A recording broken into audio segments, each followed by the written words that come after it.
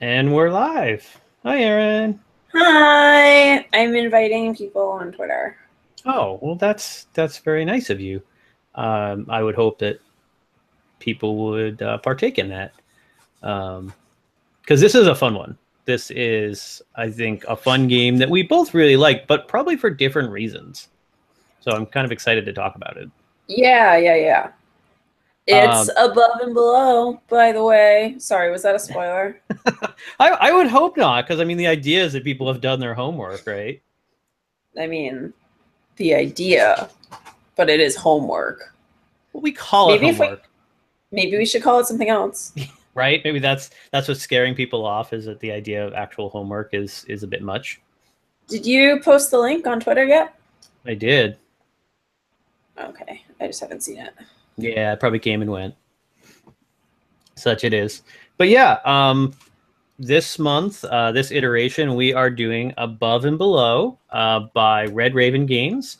And this is kind of a hybrid game. It's part worker placement slash action selection, and part like narrative storytelling game.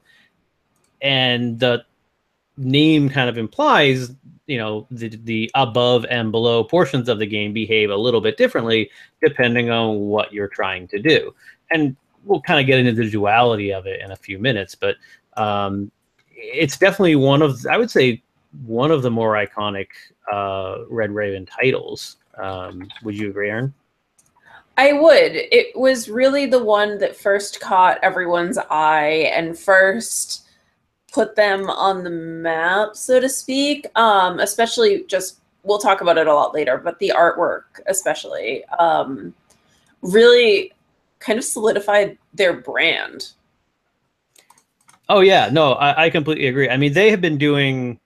So this was a 2015 I think it was either 2015 or 2016 title. I can't quite remember. It's kind of in between, depending on how you look at it. It was kickstarted, all that fun stuff. But they've had a number of games, prior to that people might have heard about. Stuff like Empires of the Void or 8 Minute Empire. But you're right, though. Above and Below is kind of the one. City of Iron. That was the first one that caught my attention with Red Raven. Was City of Iron. I'm not Which, even really familiar with that. yeah, well, I mean, actually, there's a second edition of it that's coming, I believe, or it already has been. I forget exactly what. But that was the one that initially caught my attention. That was in 2013, and that one was like their new one at the time. But Empires of the Void was kind of that first one that had kind of started getting that name recognition out there. But I do agree, actually, that I think that in terms of kind of a larger growth, that Above and Below, I think, was the game that really kind of, solidified its name in board game publishing. But I think we're getting a little bit ahead of ourselves, because we want to talk about the game Above and Below. This game. So as usual, I'm not going to go into the entire details of the rules, because the idea is, if you're here, you're listening, you're partaking and chatting with us, that you are at least passively familiar with the game, if not have played several times since we announced it as our pick for this iteration of Board Game Club. Or a lot before that, because this one's been out for a while and it did kind of, make a splash when it first came out. So I feel like a lot of people played it a lot a year ago or whenever, and not as much recently. Yeah, and I think that's part of the reason that why we have our selection range, why we have our age range of which titles that we do this with. And part of that is because this is a game it's not brand new. It's not something that you have to run out and buy in order to participate with. You might have played it. You might own it. And I think that's kind of a nice thing. We're not trying to incentivize people to run out and buy new games if they don't have to. So there you go. So yeah, briefly, the Above and Below takes place over a series of rounds, and the kind of general premise of the game is that you are essentially refugees. Your village was attacked by barbarians. It gets burnt to the ground, and you have to find a new place to live. And so you travel across the desert and through the mountains and over the hill to grandma's house, and you end up finding this new pristine bucolic land, and you decide to start a town there. And no sooner have you set up your first, huts in your town that you realize that you're actually sitting on this giant cave network that's underground that bears exploring. And that's where the game kind of starts. It's played over, I want to say it's 7 rounds, if I remember right. And each round is players taking a series of turns with their workers, their various different townspeople, to do a series of different actions. And you're essentially working towards VP. The end goal of the game is to have the most VP at the end of the game. And there's really kind of 3 main ways that you do that. The first is you are building structures in the town. So you have all these different structures here that you can purchase throughout the course of the game, and that's the cost in money that you can use to buy it. Most buildings are going to give you some kind of special ability, or they're going to give you some kind of resource or something to that end. And that's one of the 3 primary ways that you can actually do that. And the second way is by building up your achievement track, and this is getting those said resources and actually adding them to your board here, and you're adding them through this achievement track at the bottom. And the more different kinds that you can get per turn increases how much money you get each turn, but how many of those that you can get on your board at the end of the game is a multiplier essentially for VP that way. So that's another way that you can kind of focus on is getting resources. And then the final way, in kind of what makes the game part of what it is exploring, is going down and actually exploring the cave network. And so one of the actions is to go exploring into the underground, and you have you get one of these cave cards.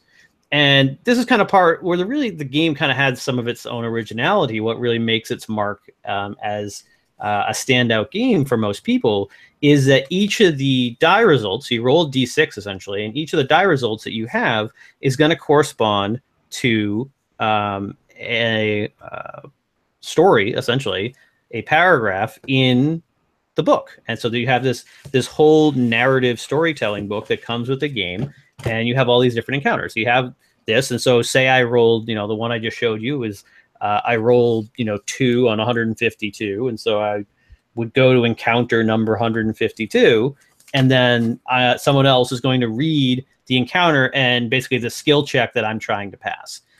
And depending on whether or not I succeed or which option I choose, A or B, then I can, I'll either get nothing or I will get some kind of reward. But there's also once you've explored that cave, you've opened up that part of the underground, you then have other buildings, they call them outposts, that you can build in the cave areas that can only be built underground. And those also come with their own special abilities. So you have stuff like these guys.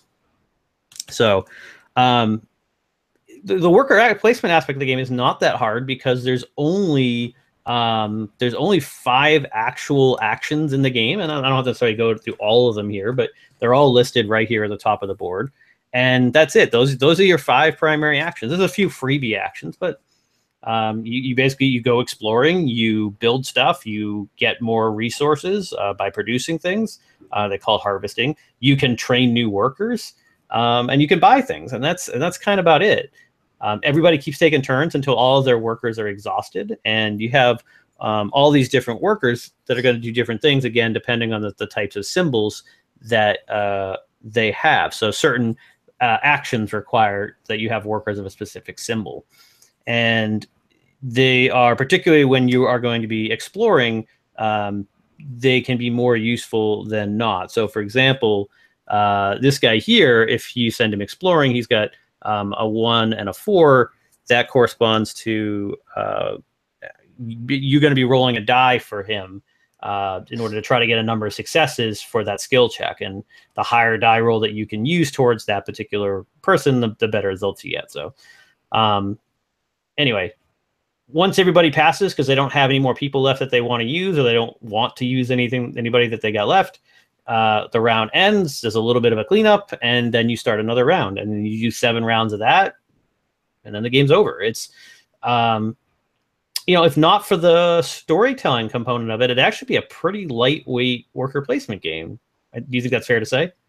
I do, and I think even with the storytelling component, it's fairly lightweight. And I know for one thing, it's pretty simple to teach to people, which is really nice because the game itself has enough weight to it that you can really get, there's some strategy involved.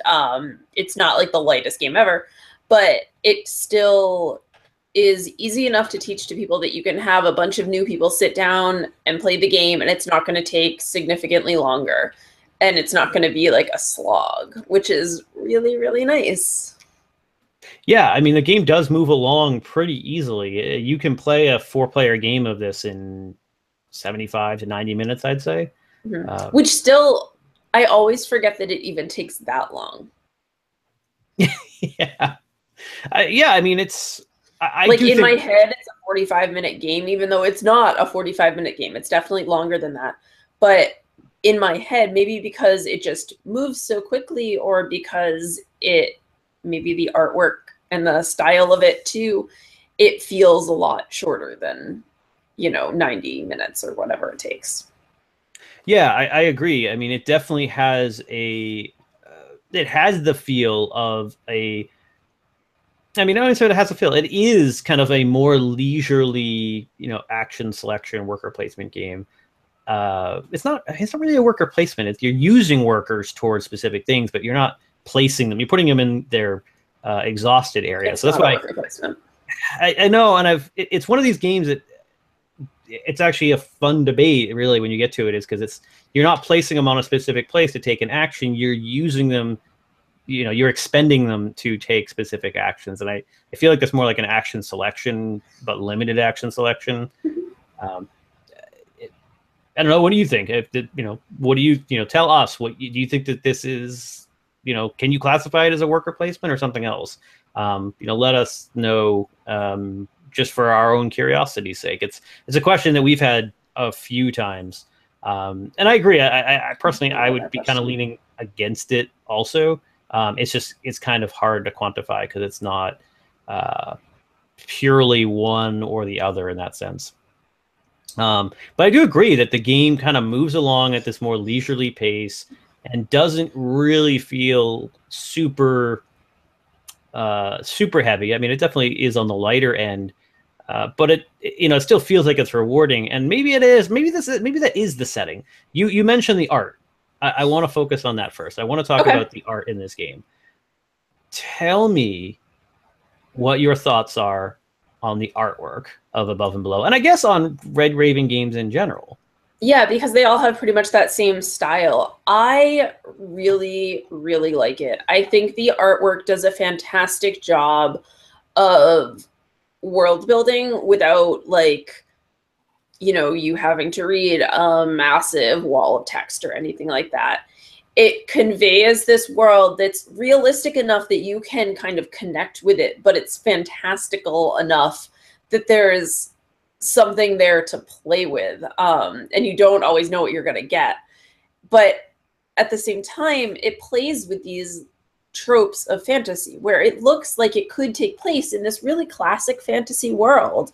But then you see characters in it that you would never see in, your normal fantasy world, like, the fish people and stuff like that, which is really, really cool. I love that it takes something that and it pulls on those tropes to make you feel comfortable in the setting. And then it undermines it just enough to make it interesting, but without, I don't know, completely tearing itself apart in the process.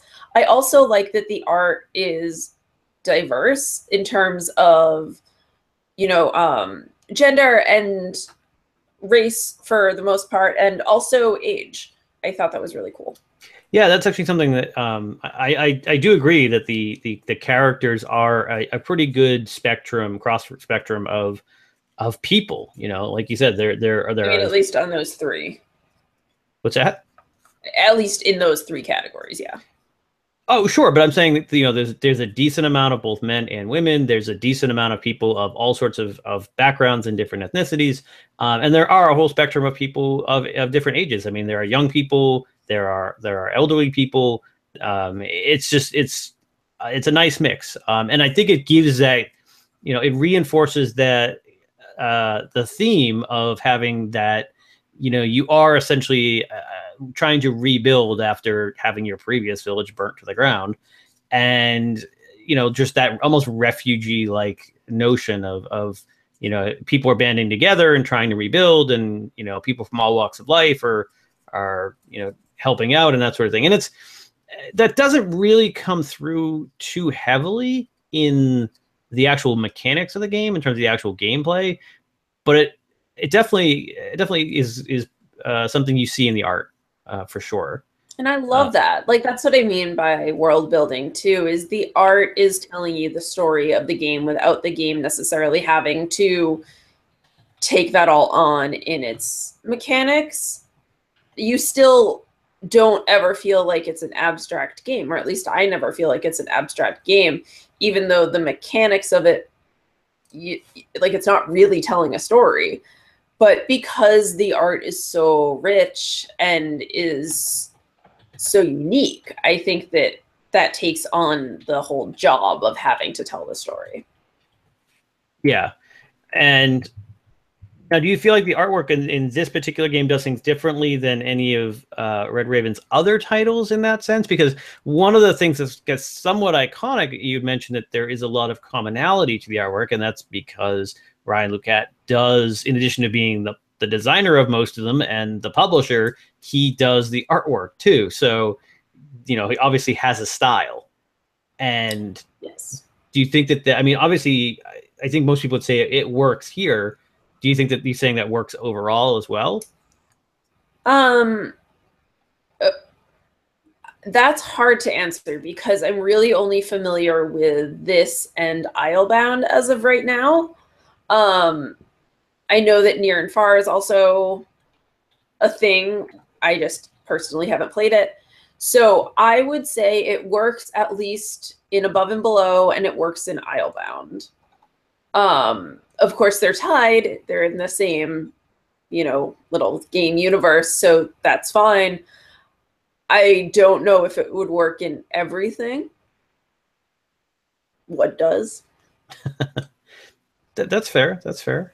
One of the things I do, I mean, I don't want to tangent too much, but like one of the things I do particularly like about the overarching style and the like is that you can actually have, say, characters carry over from one game to the other, or you know, or components that carry over from one to the other. So, for example, in Islebound, you actually have some of the characters that you use in Islebound. You can actually flip them over to their backside and use them in Above and Below if you wanted to, which I just thought was really neat. Kind of a, yes, you know, a cross game component thing, which was, I don't know. I haven't done it yet, but I really want to, just because. mm-hmm. I mean, so the artwork obviously is a big draw for the game. Is that enough, would you say, to keep people's interest, or is there more to it? I mean, I don't want to. Is Above and Below really, you know, is it a one-trick pony?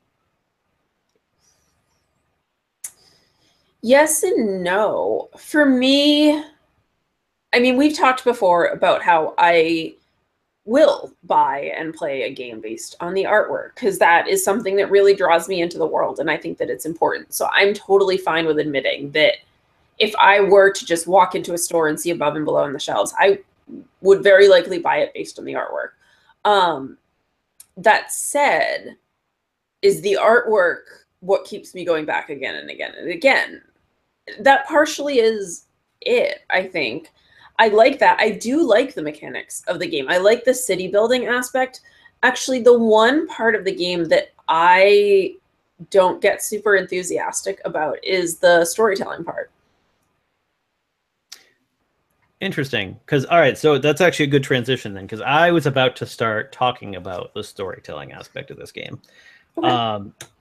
So this Above and Below does a the storytelling, I guess, like the narrative event style approach that not a lot of games tend to do.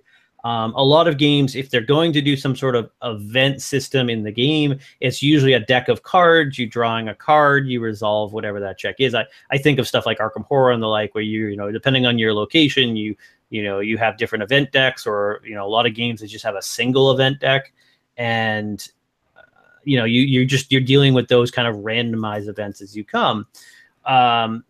They Above and Below, which I think in part is based on other games who have done similar things, namely Arabian Nights. There's a lot of similarities to Arabian Nights in how I think the framework of this, that it's used in this game, where you're going to decide, okay, I'm going to expend X number of workers, or people. I call them workers, but X number of people are going to go exploring. And then you take the top card of the deck. You're going to roll a deck. So you're going to roll a dice, and then you're just going to end up flipping to some random encounter, and someone's going to read it to you. And you're just like, okay, here's a little blurb about what, what the flavor is of your encounter. And then you're basically given a skill check, and you have to get X number of lanterns in order to succeed. And you usually have an A or a B, in terms of what you're trying to succeed at. And that's really it. And you're gonna, if you pass, then you're going to get some kind of reward. What happens if you fail usually? I don't remember it generally being that awful. If you fail, then you don't get any reward. Right. And so I'm going to come back to that in a minute, because I want to get your thoughts on this. But what is it about this? I mean, I like this approach of doing events in some kind of a different style than just a random deck of cards. But what is it that, why is it that other things draw you in more than the storytelling? Because I feel like the real hook of this game is this narrative style, mechanic that's used in the game.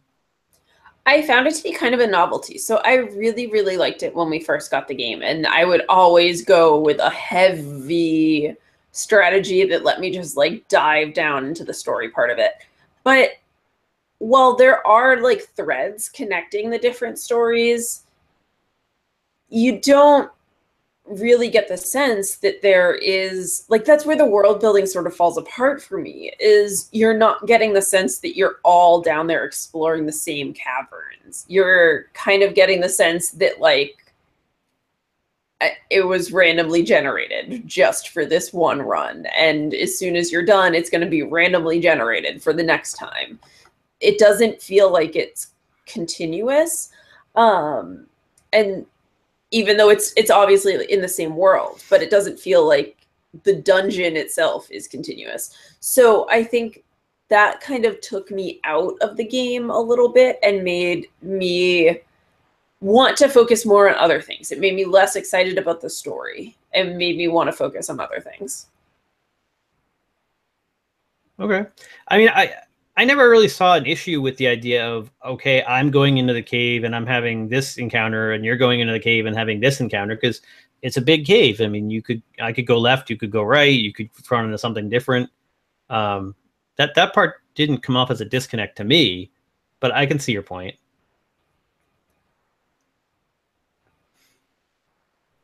But I think at least it gives it some sort of purpose in my mind compared to something like Arabian Nights, where that is the game. It's right. Just, well, I don't necessarily, I'm not saying it like it's a super bad thing. It's just something that I was initially more excited about. And then it's almost like how I felt about Skyrim. Okay, so I played Skyrim for like a ridiculous amount of hours. And then all of a sudden I was playing and I was like, wow, every time I do this, it's the same. And as soon as I leave this screen, all of these people don't really exist. And obviously they don't really exist. I mean, it's a video game. But having that realization in game kind of took me out of the sense of it. And it became like, oh, well, this is just a sandbox and you do things in the sandbox and maybe the physics line up and everything goes according to plan and maybe not. And that's a lot less fun than what I thought it was, which is like, hey, here's this huge, rich, vibrant world that you're exploring. And so the same sort of thing happened to me, I think, with Above and Below, where when I was initially starting to play with it, it felt much more like I was diving into this huge, rich, interconnected world. And then the more I did it, the more I kind of realized that it wasn't as lively and vibrant as it first seemed to me.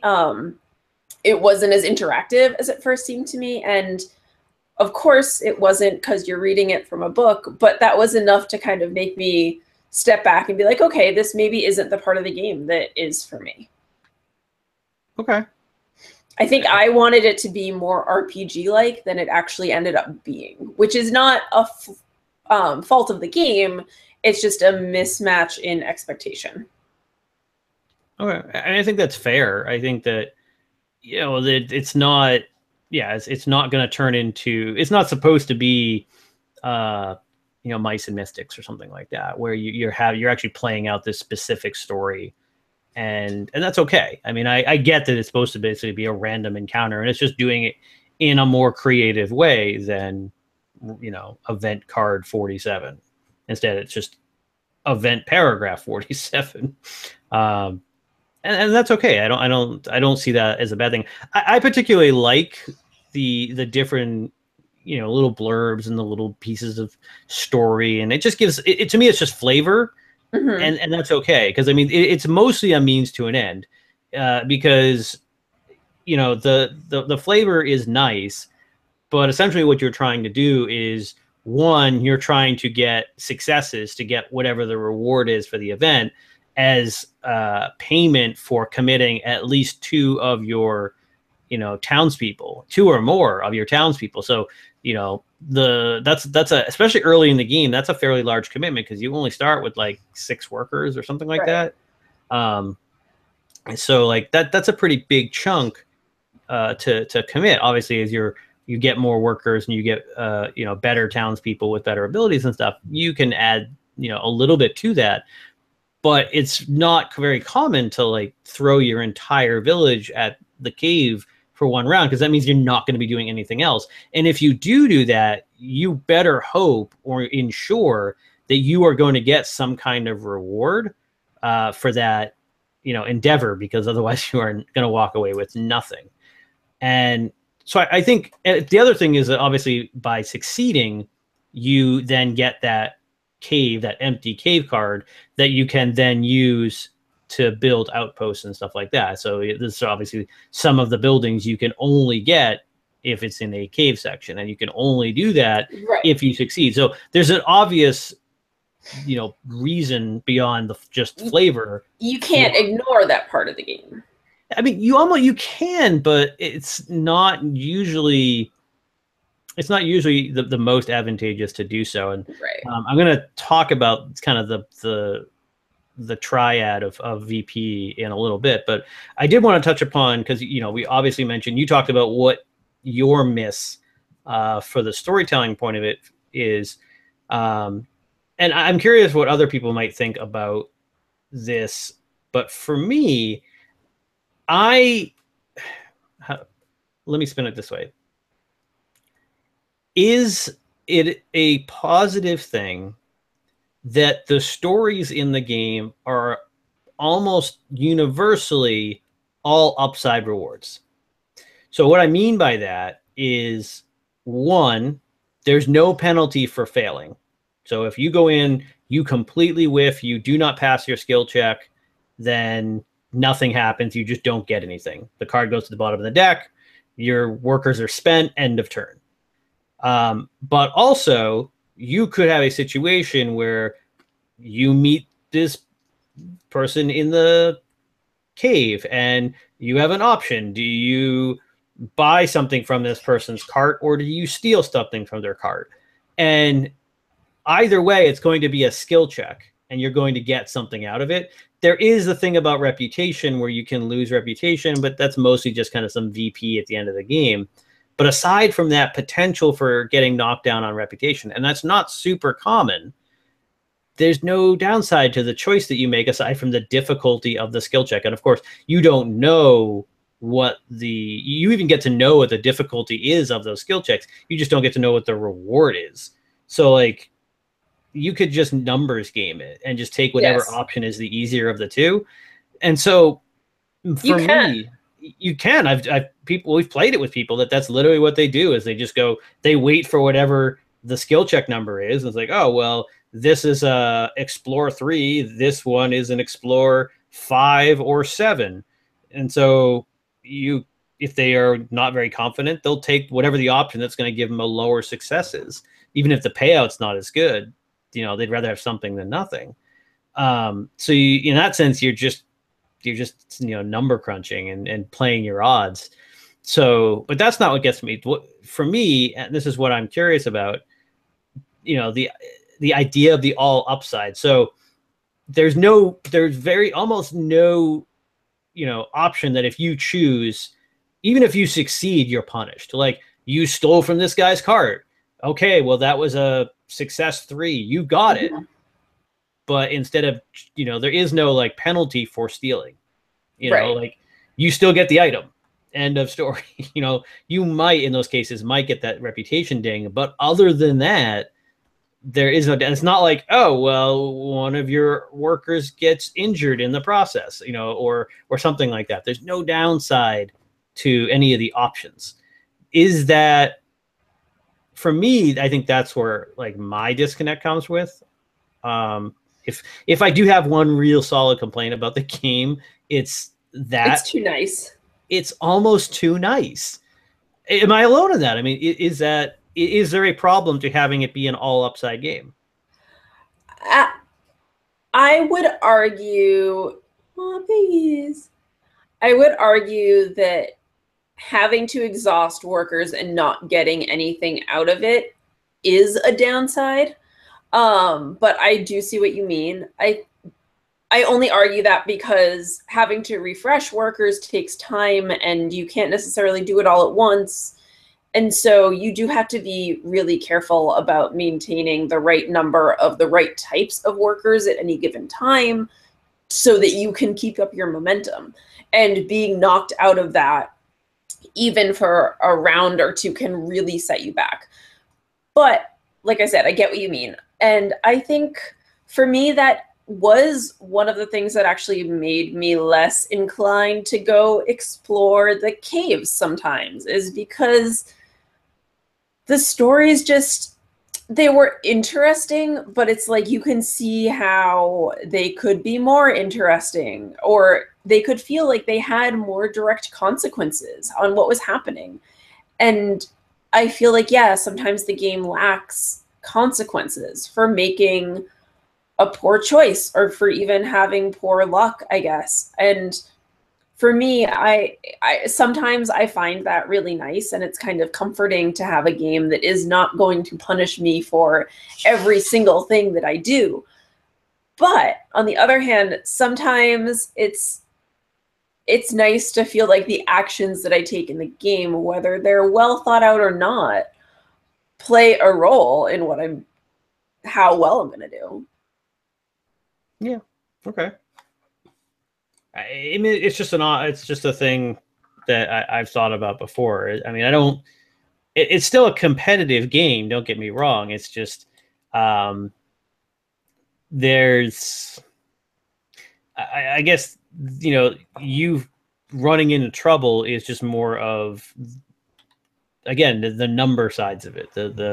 I take a gamble at only bringing in 2 workers and I walk away with nothing. Like, that's your risk reward side of it. Mm-hmm. If that makes sense. Yeah. So I mean, okay, that's kind of where I just wanted to get some thoughts on that particular side of it. So that kind of transitions also nicely into the next section, which is the accessibility factor of this game. You've talked about this in the past, about you feel, especially as this, take the storytelling out of it, but this style of action selection style game is fairly easy to teach. There's a lot going on, but there's not a ton for new players to have to really wrap their heads around too much. Mm-hmm. Why do you say that's the case?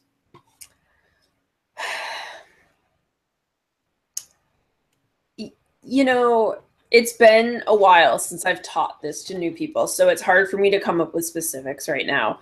But I do feel like most of it is pretty easy to grasp, with the one exception being the I don't know what it's called off the top of my head, but that track that you put the items in. Do you know what I mean? The achievement track. Yeah, that can get a little tricky, but again, it's usually one of those things where you mess it up once and so then But the iconography, I think, is really good. So it's pretty consistent, and once you have it explained, it's pretty easy to remember that, oh, this symbol means that, and this symbol means that.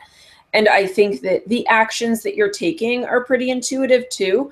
And so you can see, oh, okay, well, if I do this, I get X. And if I do that, I get Y. And I need Y for this, so I'm going to do Y.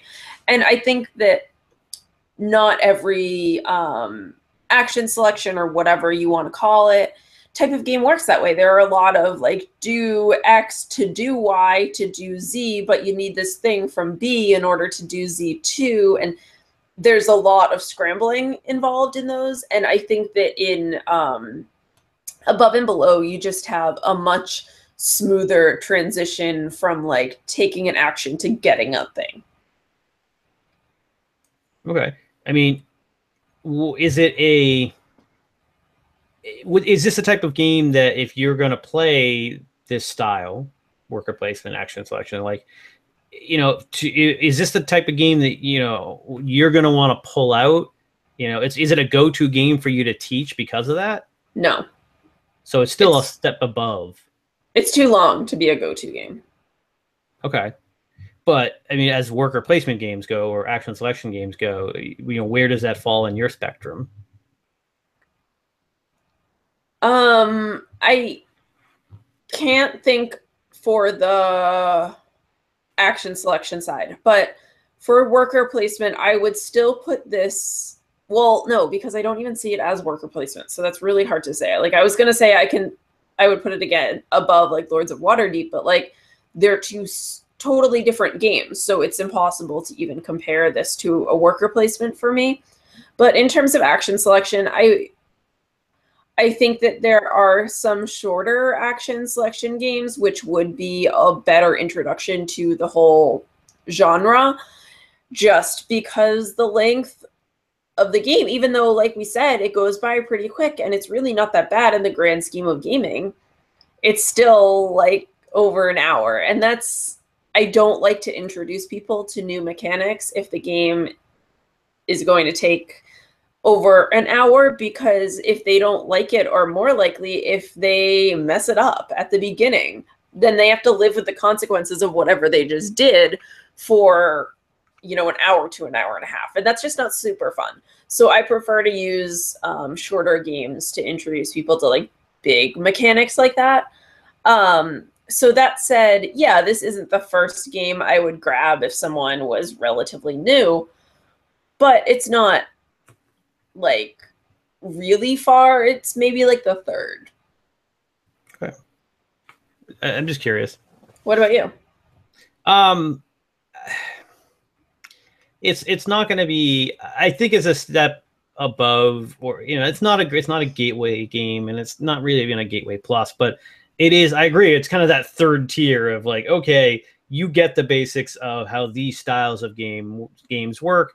You want to move on from this 45-minute exercise into something that's a little bit longer, without not being that much more complicated. So I actually do think that you know, this puts that into that kind of that, you know, that third tier, whatever you want to call it, the third way of you know, new games to explore, because of, I think, as you had mentioned, this idea of, you know, most of what the game is doing is fairly either intuitive in that it you know, it makes sense in what you're trying to do. The iconography is very straightforward. Like, you want to make another worker, then you need to take a worker with this, you know, with the quill action, because that's what that action requires. So you need to spend one person with this symbol to do X.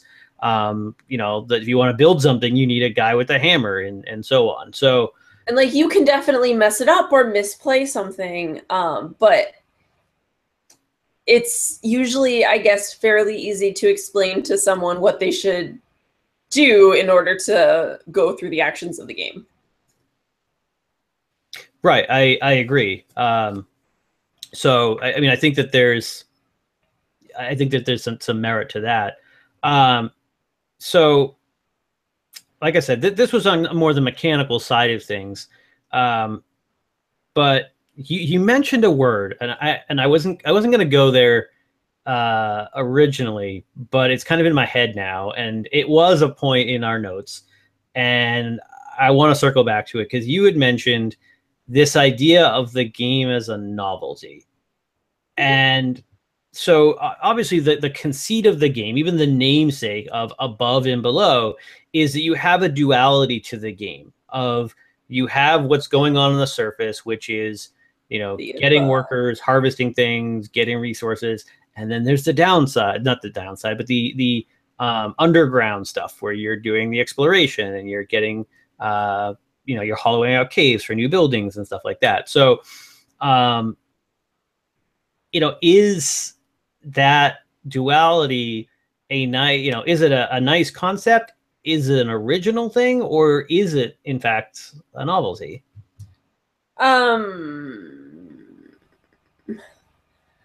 don't think it's an original concept, because it's like any other game where you have kind of two different things going on at the same time, which is like a ton of games do that, where they have you building in the center of the board and also building on your own player thing, or they have you working to complete your farm but also trying to sell goods. And I think none of those are super different than what Above and Below is doing if you take away the theme of it. The theme of it is really what makes it original, is having the story attached to it, you know. And so I don't think the game itself is a novelty. I think that the novelty of the game kind of wore off for me. I think that when it first came out, it was, I don't want to say build that way, but like the newness of the way the storytelling worked and everything, that was really hyped up, and for good reason. It was really interesting. I think the game does still have staying power, though. It's not something I'm going to reach for every day, and I am curious to see now, with more games in this line coming out, like where Above and Below is going to fit for me overall. But yeah, I think it has staying power. It just, maybe it's not quite as fresh as it was. Okay.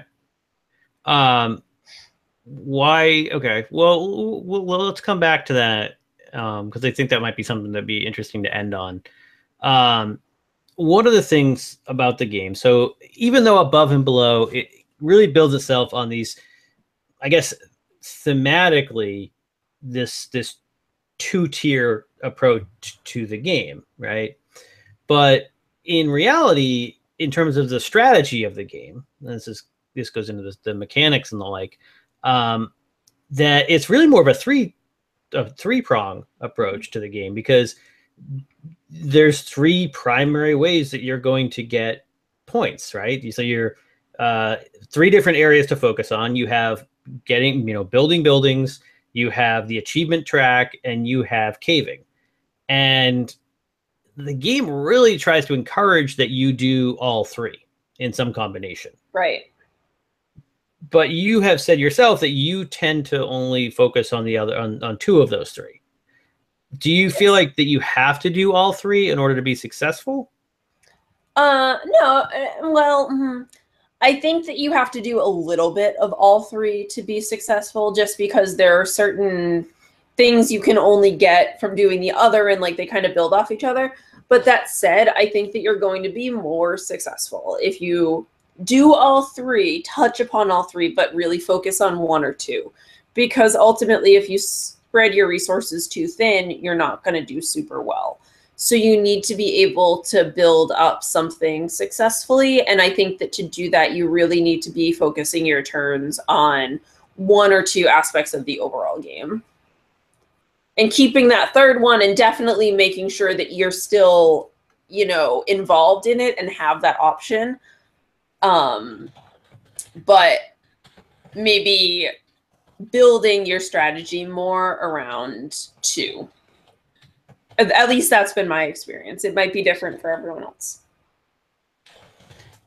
Yeah, I mean, I think I was thinking about this too, especially since the last time we played, and I really do feel like that, you know, your strategy probably in most cases will revolve around two of those three, and the third if you have time, right? Like that's kind of how I've always, you know, the more I think about it, the more that I have kind of ruminated on the past playthroughs and the like, that the more that does seem to crystallize in terms of you know, strategy and your chances of winning and the like is, you know, you're going to pick 2 out of 3 of those in some combination in order to really kind of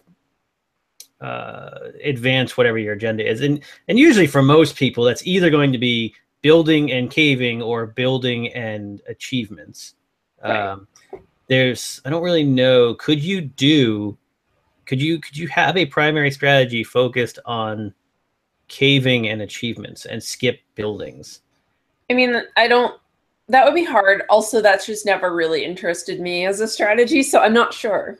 You're just gonna skip the above part of the game and have like a subterranean layer. Mm-hmm. I kind of want to try it now. Like, just I want a bat cave. Like, but isn't there there's a rule that balances like what you have above and what you have below, isn't there? There are limits, yes. Yeah.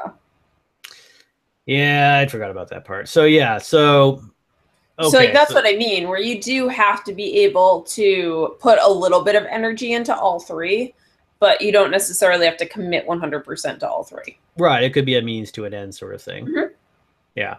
No, I think that's fair. Well, all right. So I was gonna save it, but like whatever. We'll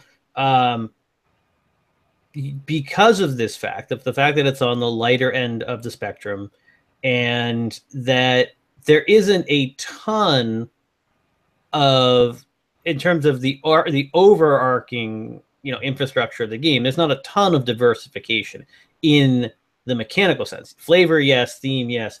The infrastructure, not so much. The buildings, there's a lot of different things you can do at buildings, which can in turn fuel different, you know, which actions you're going to take, which people you want to focus on, and so on. But it's, you know, you're still going to have to focus on those kind of 3-tier things.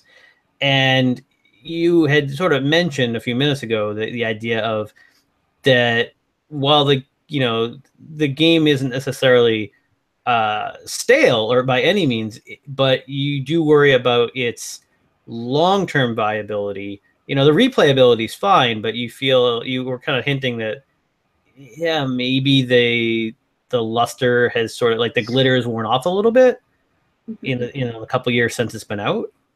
Is that what you're saying? Yes. Can you elaborate on that for me? I mean, just like any other game, after you play it for a while, especially with that story aspect, you've experienced a lot of it, and you kind of run out of viable new strategies to go with. And I think for some people that makes it really appealing, because they can kind of it becomes comforting almost to be playing through the same sort of way every time. That tends to not be how I play. So for me, yeah, the novelty is worn off, and it's not going to be something that I pull off my shelf super often. But mostly I was talking about in comparison to the rest of the game line. And so I think you wanted to save that.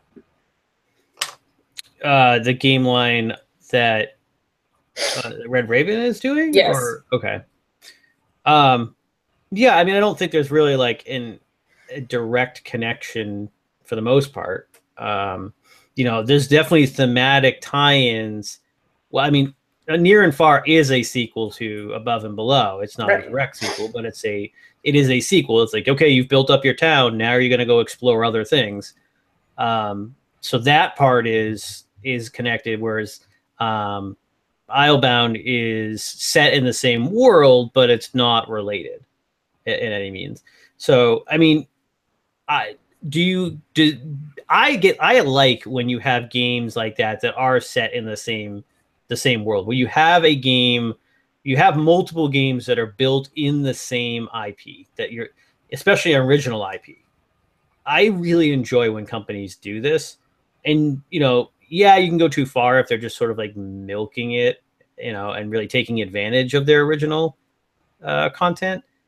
But if it is done right, I really enjoy that. I mean, do you have any opinion on that? I really like when companies do that.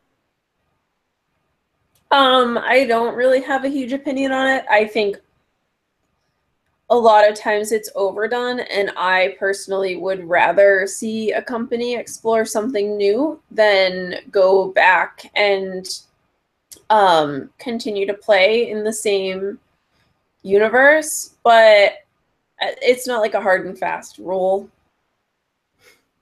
Yeah, well, I guess I mean, like I said, obviously companies can overdo it, but I don't see it as frequently, or at least I don't see it as frequently of an issue as what you're hinting at. Because like there are some that I think there are tropes that are horribly overused over and over and over again. But you know, like particularly small companies, if they have an IP that's working, and it's not just, hey, let's stick it in this world. I mean, whereas in that it's actually growing, expanding, you know, the universe. They're using the game to broaden the narrative. Like, I think if it's done well, it's just really cool to see. And I think this is like an occasion where that's the case. Okay. So I just I mean, that's neither here nor there. That's not really a positive or a negative against the game in isolation, which is really why we're here. But I am eager to see where it does take us in Near and Far. So, okay, so we've kind of gone over some of the mechanical side of it and some of the do you have like a particular approach that you take every time that you play the game? Is there a specific, you know, when you sit down to play Above and Below, you're in the mood to play Above and Below, is there a specific thing that you love doing or that you always have to do in this game for one reason or another, either strategically or thematically? No, I try to play a little differently every time because otherwise I get bored. Okay, so there's no like, just like, I don't know, something that just really gets your interest in. No, like I said, I used to really be into the exploring the caves and the stories and everything, but now I kind of try not to do that because I found that it was largely disappointing for me. Yeah, I don't really think that I do have a steady strategy anymore. Okay, I mean, that's fair. I think for me, I guess I change it up too a little bit, but I do try to like focus on different things from playthrough to playthrough, because I do have a tendency of otherwise kind of focusing on the same strategy every time I would play it. So I have to kind of make myself try something different. Mm-hmm. Because like on the one hand, I could just sit there and go, okay, I'm just going to get tons of people and just have lots and lots and lots of actions. And that's like kind of my go-to in those cases. Mm-hmm. So, I do like to change it up, but like the achievement track, I think was the last time I tried. And I got a decent amount of points. I'm not sure if I won because of it. But yeah, I do like trying out different things. Okay. I guess so. Yeah, I wish I had a more interesting answer for you, but it did kind of throw me when initially I thought that I was going to really, really love the storyline aspect of it. And then I turned out to, like, after a few playthroughs, I kind of got bored with that part of it. And so ever since then, I've just been trying a bunch of different things, and nothing, not in a bad way, but nothing has really like grabbed me and been like, you need to do this every time. Right. I mean, it's definitely a number of like building combos that I'd like to try out, but aside from that, I don't have like a go-to strategy. It's not like when you're playing with people who like playing Puerto Rico or something, where they literally just they use the same strategy every single time they play because they find that it works. Mm-hmm. I don't think that that's the case here by any means. So, I guess I don't really. I understand where you're coming from about the idea. I mean, okay, just to dovetail that, right?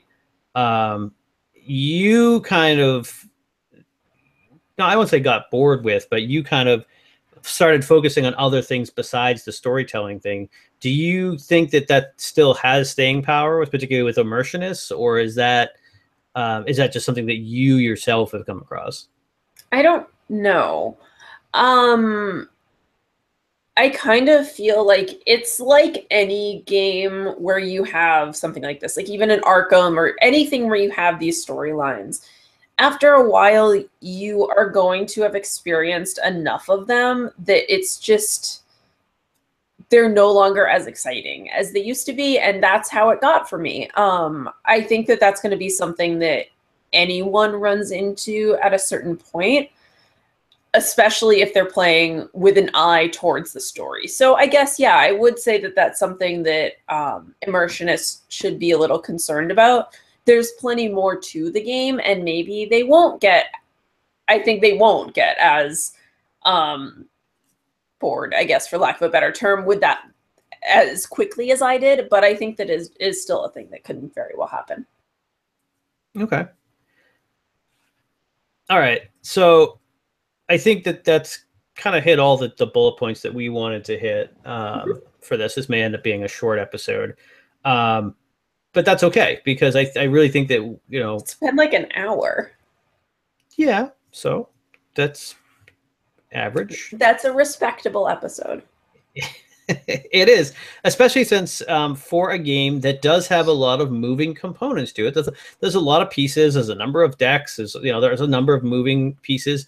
But at the same time, there's not a ton that really needs diving into in that sense. I don't feel that there's anything in the game that's particularly divisive. Mm-hmm. I can't think of any. Can you? Nope. I think that there's a couple areas that are maybe a little bit lackluster after repeated playthroughs, or that could have been expanded on a little bit better, i.e., namely the storytelling thing. Yeah. But again, I foresee this as take the book away, take this away, right, and just turn it into a deck of cards, and that's basically any other game's event deck. So it's the same idea presented in a different way. And I don't see that as a bad thing. I like that there's a little bit of innovation there and them trying something different. So I don't criticize. I actually praise that about the game more than criticize absolutely. it. So, but at the same time, there would have been nice for a little more variability in terms of the outcomes of it. But, maybe I'm in the minority there of maybe being a little too nice sometimes. But that's okay. So I will leave it with this. Pretending that near and far doesn't exist. If you could add one thing to this village, what would it be?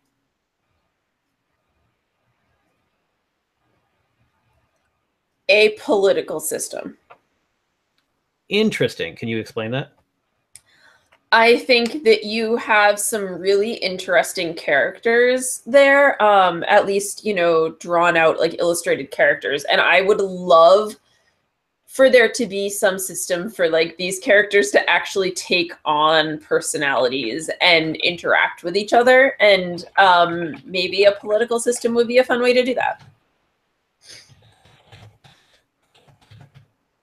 That is, I've never thought of that. That's actually really, that's actually a really neat idea. What about you? Well, I guess I would pursue, I think, more depth in the storytelling. I think that you would go further below. Huh. Yes. Huh. Yes. I have not made an above and below pun all night. This would be above and below and really far down. Yeah. Then that's what I'd be calling it. Okay. Above and below and really far down. Yeah. We'll pitch that. But yeah, we'll chat with Ryan and see if we can get it made. We have an idea for an expansion called Really Far Down.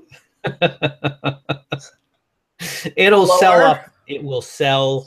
Guarantee it. It'll yeah. Rich in that it will be the other Ryan that gets rich. Yes. But no, I would explore the idea further. I really like the idea of the political system on the surface level.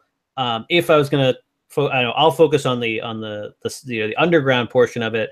I really think that the major hook of the game is that duality and the storytelling nature. I like the concept of it a lot. I just really want to see it more fleshed out, and that might include things that might be a little more difficult to solve.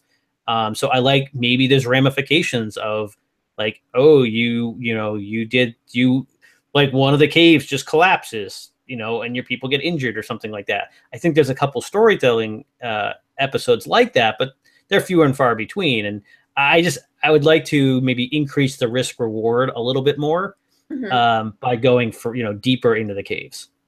So that's where I would go with it. Yeah, I like that. Cool.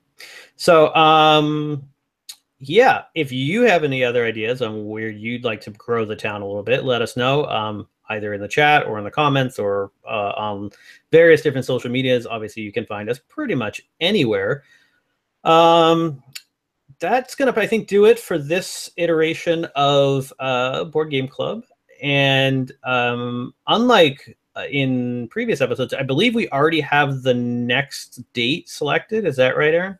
I think so. Yeah, you had decided on one.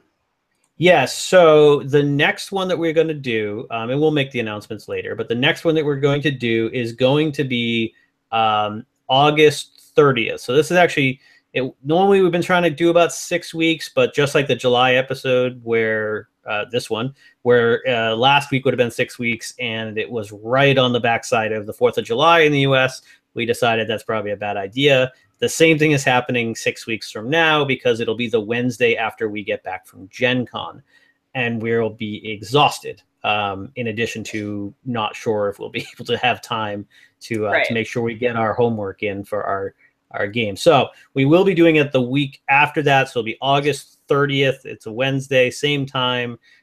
Game to be decided. So keep an eye out on that, probably on Twitter.